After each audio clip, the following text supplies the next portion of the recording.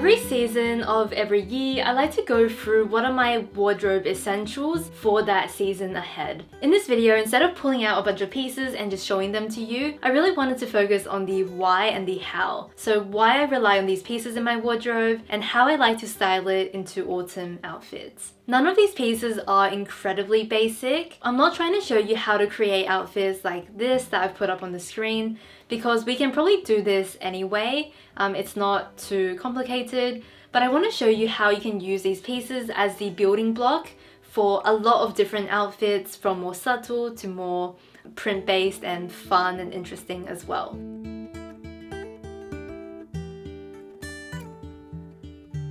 My very first essential are the heavier fabrics, like your corduroy, your tweed, your jacquard, your canvas. Any of these heavier materials not only look fantastic for this time of year in giving a really cozy effect, but of course they're also practical. These days when I think about fabric, I'm not only thinking about quality, but also how it looks when you're wearing it and how it combines with other fabrics to create an interesting look. I have a couple of corduroy pieces in my wardrobe which I really love because I think it contrasts some of the lighter fabrics that I have really well. And in this autumn time, it easily takes some of your other classics and gives it an autumnal cozy feeling. If you have a lot of pieces like this where it's got a sheerness and lightness to it, corduroy can be a fantastic fabric. Even if you have lighter knitwear that has a lacy kind of pattern, corduroy can look really beautiful as a heavier contrast to the fabric. I love that this is a basic without at all being boring. If you don't own anything corduroy or you're not a fan of the way it looks, you can absolutely replace it with something like tweed, which still has that very kind of thick textured look. You've also got jacquard, you've got velvets, as well as different canvases, which all can contrast the lighter fabrics really nicely.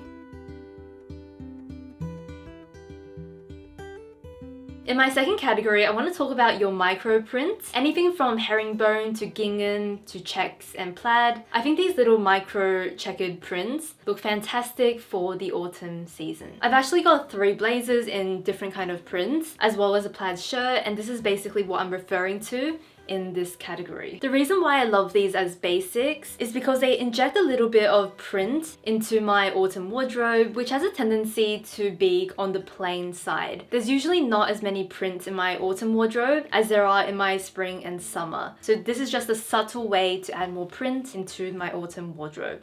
The second reason is that these are surprisingly versatile and they look very put together with minimal effort. I'm going to show you an outfit with a navy blazer, and I really like this look. I would absolutely wear it, but I would probably do some more accessorizing to it. For example, some more jewelry, maybe a colorful bag.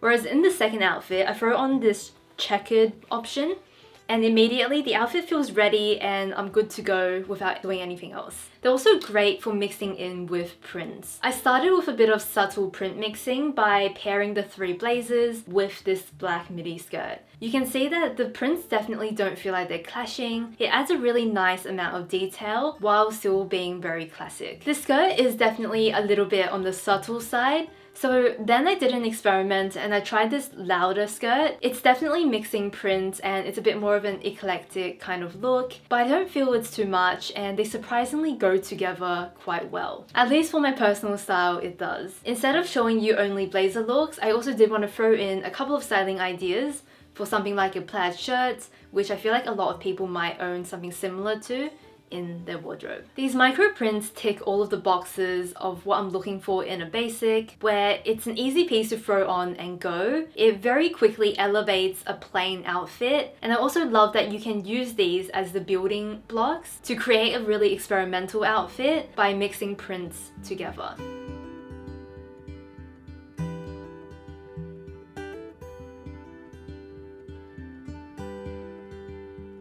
The next item are my knitted dresses, and especially something in a slightly more form-fitting style. I am usually all about the loose silhouettes. I make an exception for this dress because I think that it is really versatile and pretty much covers me for any kind of occasion where I want to look a bit more put together and slightly more dressy. It can be an evening out or it can just be a slightly smarter day event. I think these dresses can look really nice. They're all very stretchy, very comfortable, and that's what I really really like about these styles, as opposed to something that is really uncomfortable and form-fitting. In terms of how I would style these, it would be very simple. I think for nights out, I would pretty much just wear them by themselves and maybe just put on like a nice mini bag, and that would be it. For the daytime, to make it a bit more casual, I might throw on a trench coat over the top, for example, or I might do with like a blazer or even a shorter crop jacket over these dresses. I could also do a nice scarf over the top, but these are pretty easy to style and I usually won't do anything too complicated. And that is another perk of this type of plain,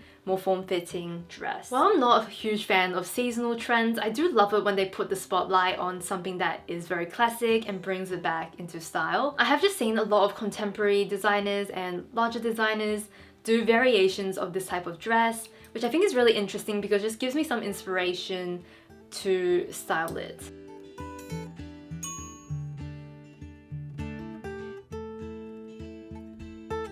The next item is the trench coat, which will forever be a key piece for me in the spring as well as in the autumn. I really don't think I could do one of these videos and not mention it. I do have two styles here to share with you. I have this one, which is a more classic style trench. I've honestly had this for about 4 years, if not longer. And this is from Everlane. And then I also have this one, which is a bit more of a contemporary minimal style from End of a Stories. I genuinely think that the two trench coats, even though they're slightly different shades from each other, just look fantastic with any kind of color, from the warm to the cool spectrum. Another reason I love the trench coat is that it fixes a lot of the problems I might have when putting together an outfit. If what I'm wearing ever feels too trendy or too bold, by throwing on a very classic item over the top, I feel like it really creates balance in the outfit, and it always looks better than if I was just wearing what I was wearing on the inside. But on the other hand, it strangely also looks fantastic when you do pair it with really basic items like stripes, like black trousers, jeans. With these really basic pieces, the trench coat also just looks very classic and really nice. It pretty much does it all in that sense, and that is why a trench coat will always be my spring as well as my autumn essentials. It is the jacket to reach for when I don't know what else to wear. It's also one of those pieces where if you're ever stuck on how to wear it in a different way, there are so many people who have worn the trench coat and worn it really well, so there are no shortage of ideas when it comes to styling a trench coat.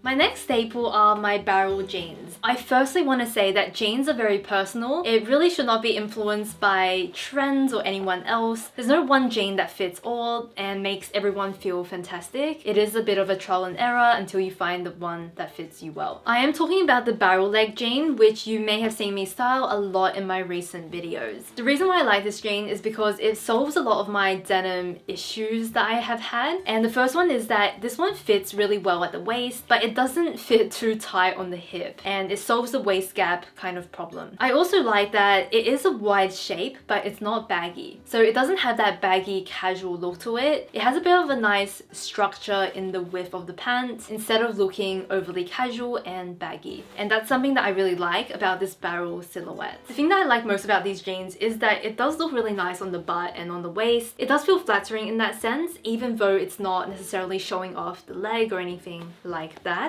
It is very wide. I think that this jean would work nicely for someone who does like a wider jean, who maybe is a bit more on the petite side as well, where you don't want too much of that flared leg look, because sometimes that can feel a bit overwhelming when you have a ton of fabric right at the bottom. You probably need to like showing off the waistline a little bit, because I think this would look best with something tucked into it as opposed to something over it. And that's something else to keep in mind. But if so, these jeans, which are from Arket, I think are really nice. I got a question in my last video about alternatives, and I think if you can't access Arket, I've seen Levi's do something called a balloon jean, and I've tried those on and I think they are quite similar from memory. I recall Cos also do similar pairs of barrel leg jeans, which can be an alternative to the Arket options.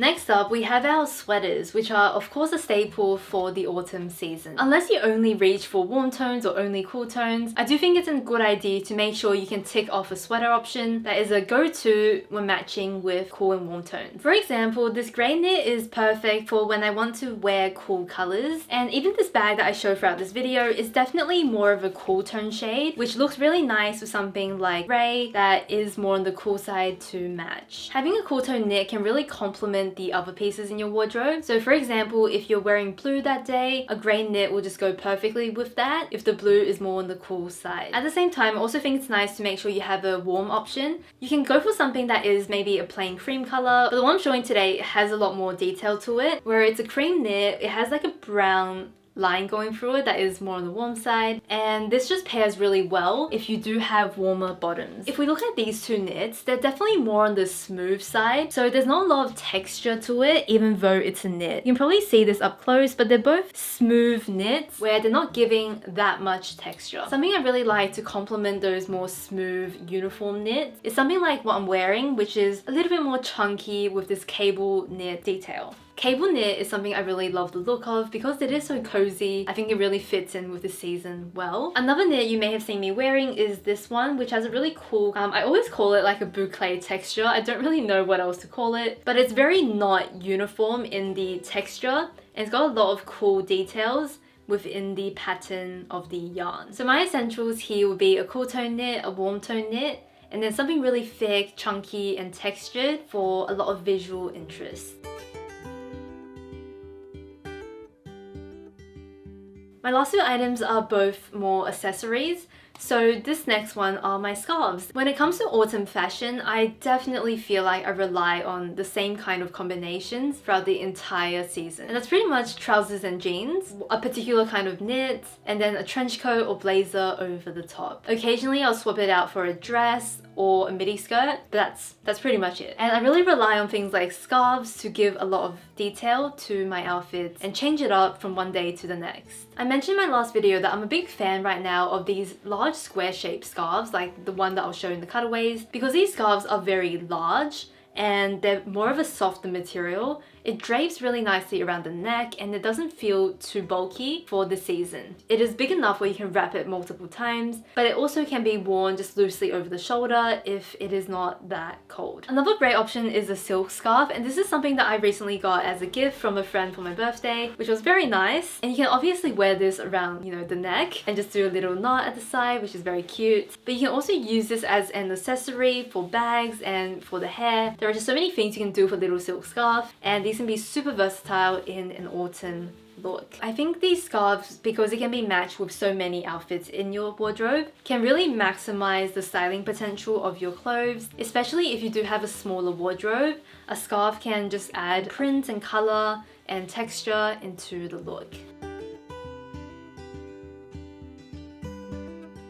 Going back to this idea of basics with a twist, something I always talk about, I'm gonna start with saying I love a Chelsea boot. It is such a nice classic style of boot, but it is also the only shoe that I wore up until I feel like a year or two ago. It was pretty much the only boot that I would buy because I felt this is a classic shoe, this is a shoe that would go with everything, so this will be the shoe that I wear. But in the last couple of years, I have played around with some different styles, and I do feel, having worn them now, that they are just as versatile as a Chelsea boot, and it is absolutely worthwhile to experiment a little bit and pick out a shoe style that you feel like goes with your outfits and your style.